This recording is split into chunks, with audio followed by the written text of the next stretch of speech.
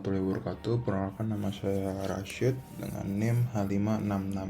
Di sini saya akan menjelaskan tentang vector autoregression atau VAR. Nah, jadi VAR ini ialah model statistik untuk menganalisis hubungan dinamis antar beberapa variabel time series yang paling mempengaruhi. Nah, permasalahan umum di VAR ini itu ialah endogenitas, yang dimana variabel seperti PDB, inflasi, suku bunga, jumlah uang beredar itu saling mempengaruhi. Dan ini membantu menghindari kesalahan spesifikasi model akibat menganggap variabel sebagai eksogen, padahal saling berhubungan. Contoh hubungan simultannya itu misalkan guncangan pada imbal hasil suku bisa mempengaruhi jumlah dana pihak ketiga di bank syariah, dan itu bisa juga sebaliknya. Dan dengan komponen utama diantaranya itu stasionaritas, penentuan lag optimum, terus ada uji kausalitas Granger, uji stabilitas, dan uji kointegritas. Dan ada beberapa analisis tambahan, misalnya ada IRF dan juga FEVD. Nah, studi kasusnya itu misalkan di Len Imani dan Len M1 pada periode 2009 pada Januari hingga 2012 Desember. Len Imani dipengaruhi secara signifikan oleh Len M1, yaitu jumlah uang beredar dengan adanya causal link dari M1 ke Imani. Dan IRF menunjukkan respons Imani terhadap dirinya sendiri dan terhadap M1 beriset positif dan menurun seiring waktu. Dan menurut Gujarati pada tahun 2003, VAR memiliki beberapa keunggulan, diantaranya tidak perlu membedakan variabel bebas dan terikat, menggunakan OLS sederhana untuk estimasi, dan cocok untuk forecasting dan pengambilan keputusan berbasis data.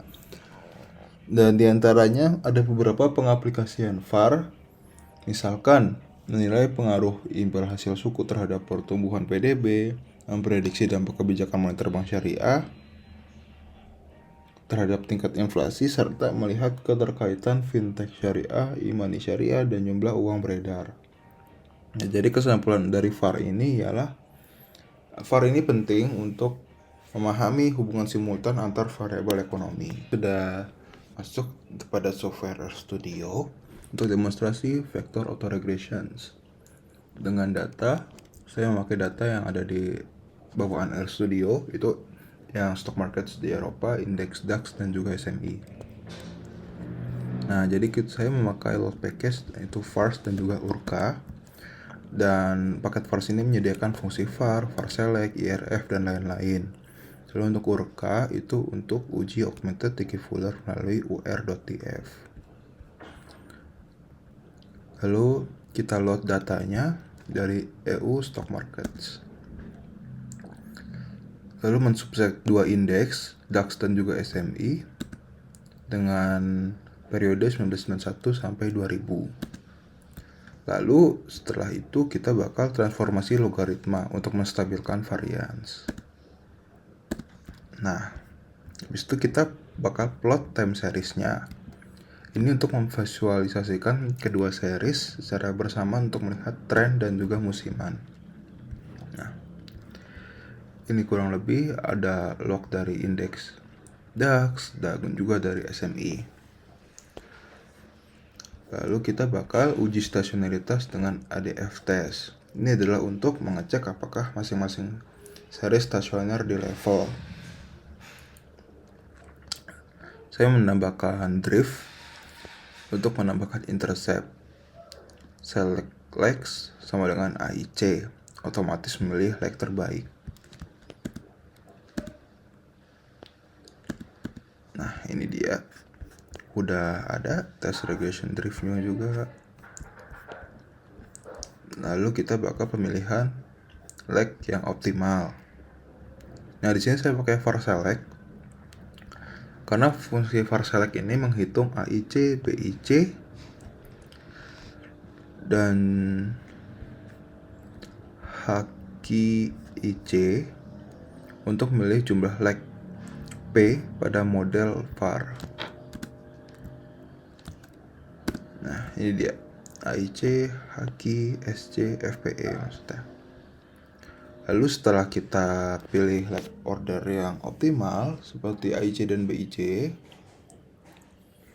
dan teman-temannya, kita bakal estimasi model VAR-nya.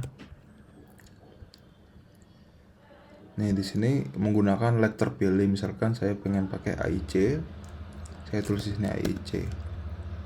Nah, VAR modelnya saya tulis konstanta untuk menambahkan konstanta di setiap persamaan.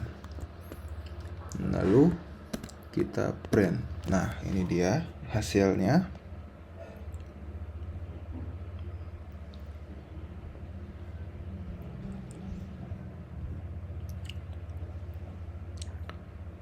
For estimation result, sample size 1857, likelihoodnya 12579.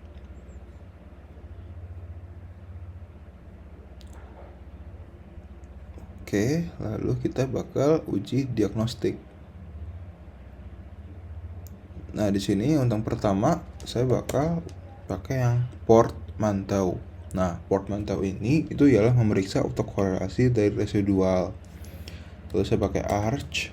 Arch itu untuk memeriksa heteroskedastisitas yang tersier atau yang untuk multivariat. Lalu yang terakhir, yang ketiga dari uji diagnostik, saya memakai uji normalitas residual, yang dimana itu untuk memeriksa distribusi residualnya.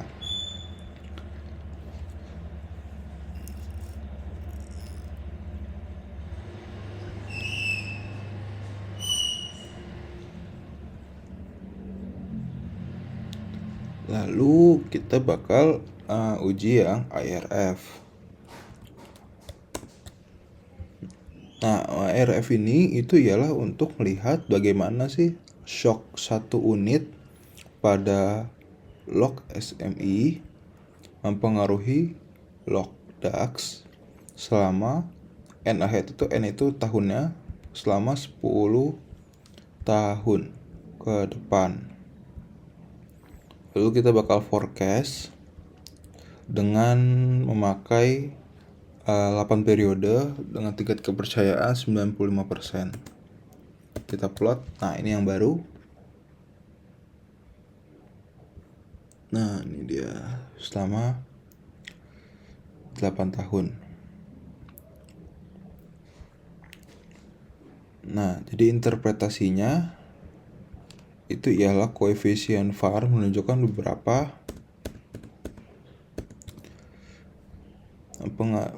menunjukkan seberapa besar pengaruh variabel lag terhadap variabel saat ini, self dan cross effect. Lalu juga untuk diuji diagnostik, memastikan model memenuhi asumsi tidak ada autokorelasi, residual normal, serta homoskedastisitas.